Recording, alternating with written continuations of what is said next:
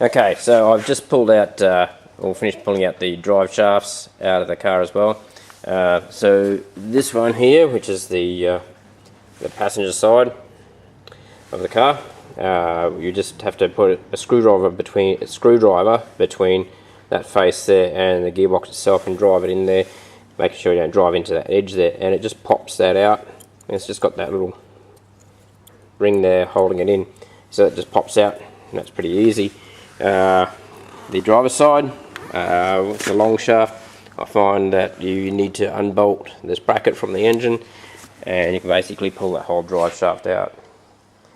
So that's it. So gathered a fair few parts there, pulling that front suspension out.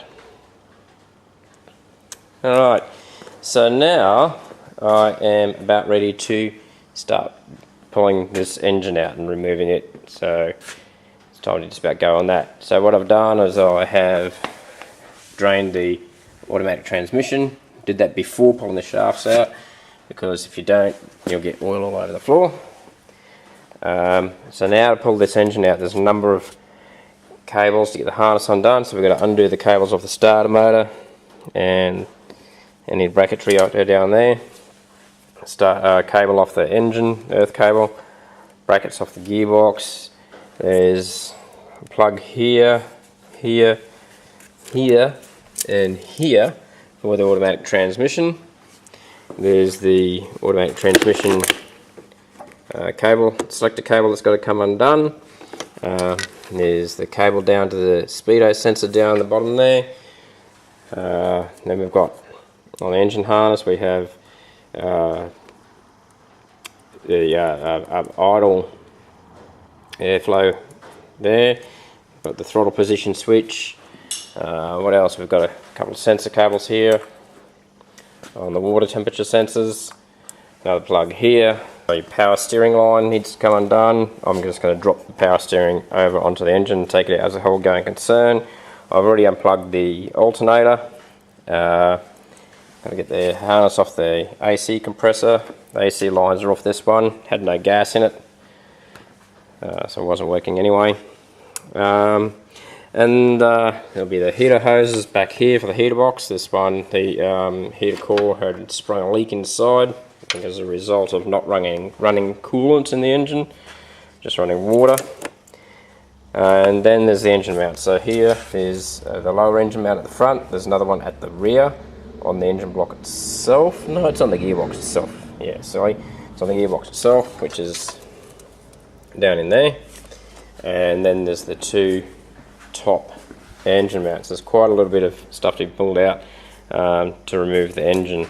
Anyway, I'm going to set this up on the tripod. I'm going to film it, but I'm probably going to make it fast forward because it's going to take me quite some time to get that all done. Okay, let's get to it.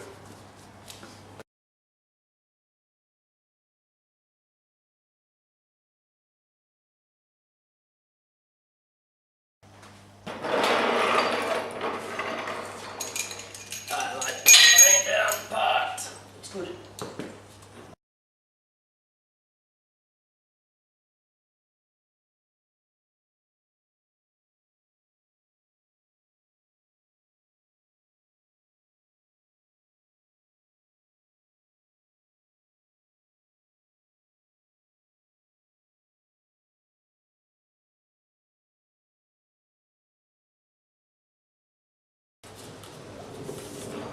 Okay, so that's the starter motor harness, and that's all the oil, also the oil pressure sensor off.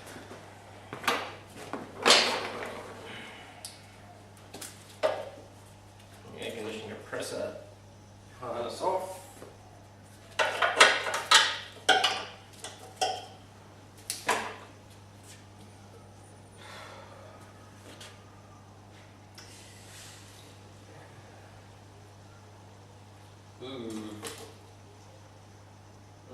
I'll take that power steering.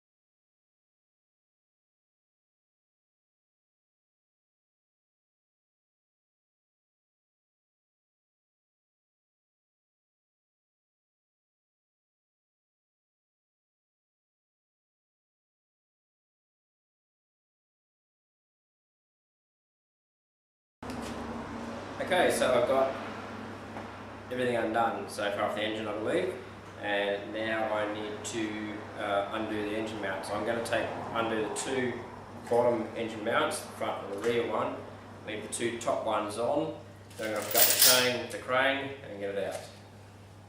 Chain with the crane.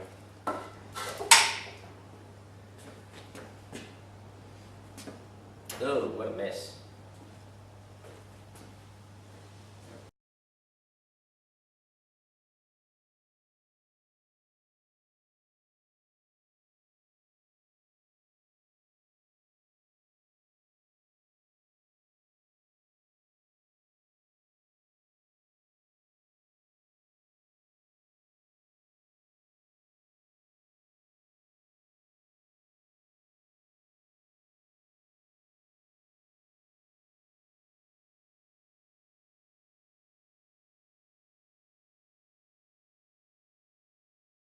Okay, so I've set up the crane,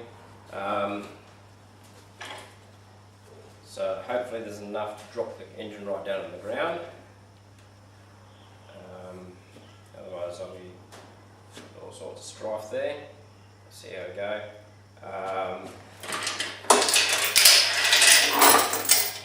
Put a bolt in to stop the chain from sliding, and I've got 3 bolts on the engine mount on this side. I'm going to undo the bolts there, and I need to on the other side.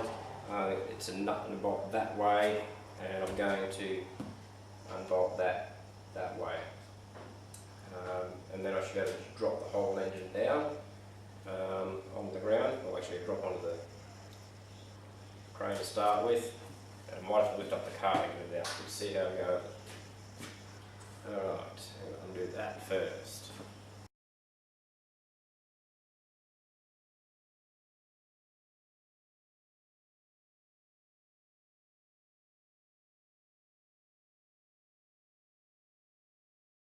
Let's see how she goes going down. Easy does it. Get out of the way.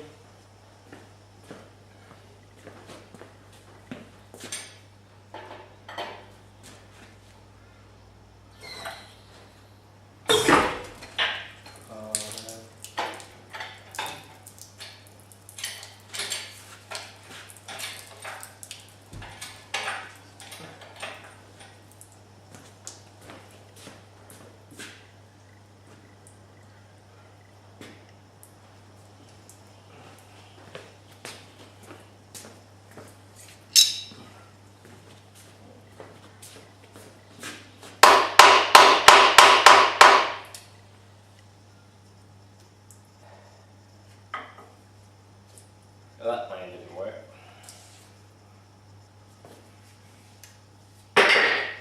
Now, I did the 3 bolts on the engine mount here, but there's 2 that go through the engine mount, and it doesn't want to go back through, so now I'm going to have to lift it back up a fair bit and try and get this bolt here that's holding the bolt through holding the engine mount.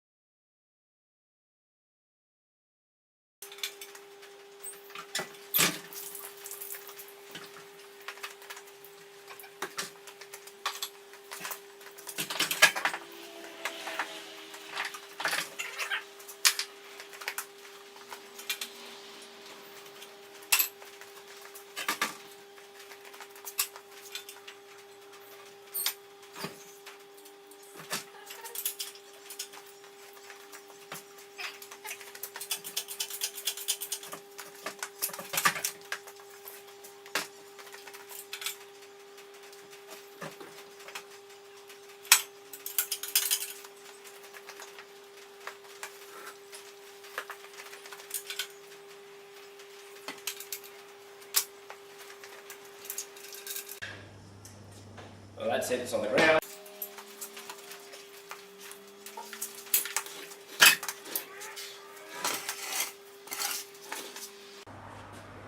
And it's out. Now, it's not the cleanest way of taking an engine out, but it works. Let me show you a few things about the importance of maintenance. So this engine, anyone who knows is a Magna V6 engine knows that they leak on the oil covers, the rocker covers. So this one's been leaking so much, you can see it all there, leaks all over the exhaust and burns on the exhaust, especially once the exhaust gets hot.